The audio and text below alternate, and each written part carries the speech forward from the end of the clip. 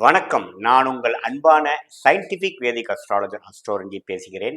நல்லது நினைப்போம், நல்லதே நடக்கும். இந்த வீடியோல நாம துலாம் ராசிக்காரர்களுக்கு 2024 மே மாதம் எப்படி இருக்க போகிறது என்பதை நம்ம பார்க்க போறோம்.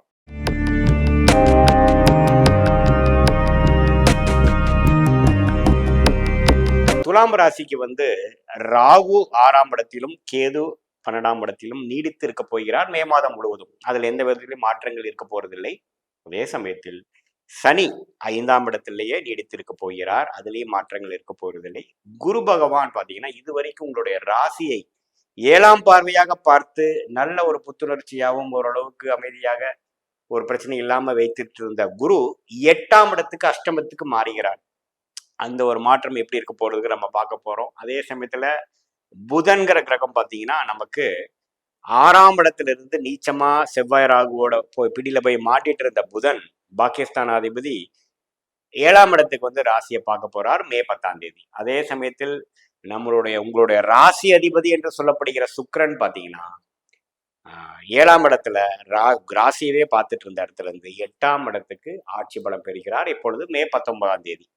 ஸோ இந்த மாதிரி புதன் 10ஆம் தேதியும் சூரியன் மே 14ஆம் தேதி 7ஆம் இடத்திலிருந்து 8ஆம் இடத்துக்கும் சுக்கிரன் பகவான் 19ஆம் தேதி 7ஆம் இடத்திலிருந்தும் 8ஆம் இடத்துக்கும் மாறக்கூடிய இந்த கிரக பயிற்சிகள் குரு பயிற்சியோட சேர்த்து பார்க்கும் பொழுது எந்த ஒரு பலனை துலாம் ராசிக்காரன் கொடுக்குதுன்னு பார்த்தீங்கன்னா கண்டிப்பாக ஒரு மாற்றத்தை கொடுக்கக்கூடிய ஒரு மாதமாக தான் இருக்கிறது. இப்போ பார்த்தீங்கன்னா சில முதியோர்களுக்கு எது மாதிரி ஒரு ஐடியா வரும்னா கொஞ்சம் பில்கிரிமேஜ் போகக்கூடிய இது மாதிரி நம்ம கொஞ்சம் ராமேஸ்வரம் காசி போகணும், அல்லது ஒரு சில நம்மளுடைய பையன் அங்கேருந்து கூப்பிட்டுட்டு இருக்கிறாரு, நம்ம ஃப்ரெண்டு ஒருத்தர் கூப்பிட்டுருக்காரு, நம்ம போக முடியாமல் இருக்குது, கோயில் விஷயமாகவோ நல்ல விஷயத்துக்காகவோ ஒரு ஃபங்க்ஷனுக்காகவோ அது மாதிரி விஷயத்துக்கெல்லாம் கொஞ்சம் நாம ரிஸ்க் எடுத்து போகக்கூடிய அமைப்பு இருக்கு. கொஞ்சம் ஓய்வா போயிட்டு வரலாம், ஒரு சுப விரயங்கள் பண்ணிட்டு போகலாங்கிற மாதிரி ஒரு இது வரைக்கும் நமக்கு மனசு இடம் கொடுக்காமல் சம்பவங்களும் சுச்சுவேஷனும் இடம் கொடுக்காத துலாம் ராசிக்காரர்களுக்கு ஒரு மாறுதலை கொடுக்கக்கூடிய ஒரு புதிய எக்ஸ்பீரியன்ஸை கொடுக்கக்கூடிய மாறுதலை கொடுக்கக்கூடிய அமைப்பு இருக்குங்க. முதலீடு செய்யணும்னு நினைக்கக்கூடிய முதலீட்டாளர்கள் பிஸ்னஸ் பீப்புளுக்கெல்லாம் பார்த்தீங்கன்னா இது வரைக்கும் லாபம் சம்பாரிச்சது போதும், நம்ம அடுத்த லெவலுக்கு போகலாம் அப்படின்ட்டு கொஞ்சம் முதலீடுகள் செய்யக்கூடிய அமைப்பு, கையில் இருக்கிற இருப்பை சேமிப்பை கரைக்கக்கூடிய ஒரு இன்வெஸ்ட்மெண்ட்டாகவும் ஒரு சுப விஷயமாகவும் பண்ணக்கூடிய அமைப்பாக இருக்கிறதுங்க.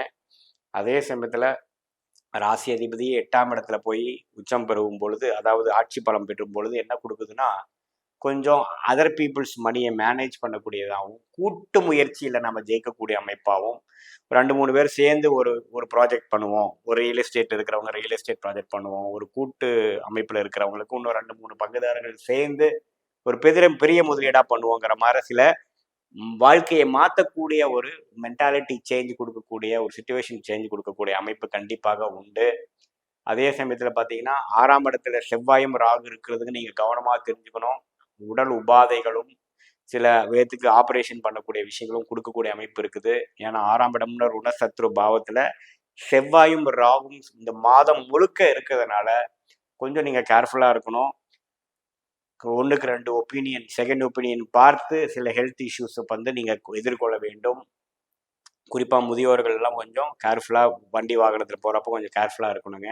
அதே சமயத்தில் பார்த்தீங்கன்னா வழக்குகள் பல வருடமாக கேஸ் போயிட்டு இருக்குதுங்கிறதுலாம் பார்த்தீங்கன்னா கொஞ்சம் இந்த மாதம் உங்களுக்கு எதிராக போகக்கூடிய அமைப்புகளும் கொஞ்சம் நீங்கள் சில விஷயங்கள் எடுத்து கொடுக்கணும், அடுத்த லெவலுக்கு போகிறதுக்கு உங்களுக்கு கொஞ்சம் ஒரு இக்கட்டான ஒரு சூழ்நிலை கொடுக்குது அப்படிங்கிற மாதிரி அமைப்பு. இந்த மாதத்தில் நீங்கள் அந்த வம்பு வழக்கு விஷயத்தில் இம்பார்ட்டண்டான டெசிஷன் எடுக்கிறப்ப ரொம்ப கேர்ஃபுல்லாக எடுக்கணும். நீங்கள் இந்த நேரத்தில் ஒரு ரிசல்ட் வர்றதோட அடுத்த பல மாதங்களில் வரக்கூடிய ரிசல்ட் பெட்டராக இருக்கும். இந்த மாதத்தில் வர ரிசல்ட்டை நீங்கள் அவாய்ட் பண்ணிக்கிறது நல்லது. ஏன்னா 6ஆம் இடத்துல செவ்வாய் ராகு இருக்கிறது உங்களுக்கு சாதகமாக முடியும் என்று சொல்ல முடியாது, அந்த அம்சம் இருக்குதுங்க. அதே சமயத்தில் என்னதான் மே 19ஆம் தேதிக்கு அப்புறம் குரு, அதாவது உங்களுடைய ராசி அதிபதி என்று சொல்லப்படுகிற சுக்கிரன் மறைந்தாலும் 8ஆம் இடத்துல மறைந்தாலும் ஆட்சி பலத்தோடு இருக்கிறங்கிறது கவனமாக இருந்துக்கணும், நீங்கள் ஞாபகம் வச்சுக்கணும். அதனால என்ன ஆகும்னா நான் முதல் சொன்ன மாதிரி சில ஸ்டாக் மார்க்கெட் ஷேர் மார்க்கெட்டில் இன்வெஸ்ட் பண்ணணும்னு நினைக்கிறவங்களாம் இந்த டைமில் கொஞ்சம் இன்வெஸ்ட் பண்ண ஆரம்பிப்பீங்க.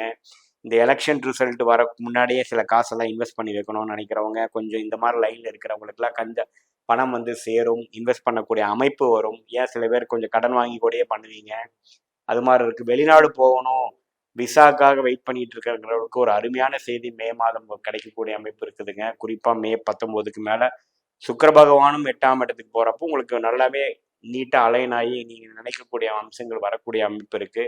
ஸோ பொதுவா நீங்க என்ன தெரிஞ்சுக்கணும்னா, இது ஒரு லாபங்கள் பெற்று சேமிக்கக்கூடிய ஒரு மாதமாக இல்லாமல், சில சுப விரயங்கள் செய்து அடுத்த லெவல் ஆஃப் வாழ்க்கையில போகக்கூடிய ஒரு பண வசதியா இருக்கட்டும், ஒரு தொழில் அபிவிருத்தியா இருக்கட்டும், ஒரு வேலை மாற்றமா இருக்கட்டும், வெளிநாடு செல்வதா இருக்கட்டும், அது மாதிரி ஒரு டிரான்சிஷனரியான ஒரு டைம் கொடுக்கக்கூடிய ஒரு மாதமாக துலாம் ராசிக்காரர்களுக்கு இருக்கிறது. 5ஆம் இடத்துல சனி இருந்து குழந்தைகள் பூர்வீக புண்ணிய ஸ்தானத்துல பார்த்தீங்கன்னா சில அக்கறைகள் கொடுக்க வேண்டியதா இருக்கும். அந்த விஷயத்தை நீங்க ஞாபகம் வச்சுக்கணும். பொதுவா பார்க்கும் பொழுது இது ஒரு அடுத்த லெவல் ஆஃப் படிநிலை கொடுக்கக்கூடியதாகவும், ஒரு வயதினருக்கும் ஒரு மாற்றத்தை கொடுக்கக்கூடியதாகவும், அந்த மாற்றம் வந்து ஒரு மாற்றமாக நீங்க மாற்றிக்கொள்ள வேண்டும் என்பதுதான் என்னுடைய கருத்து.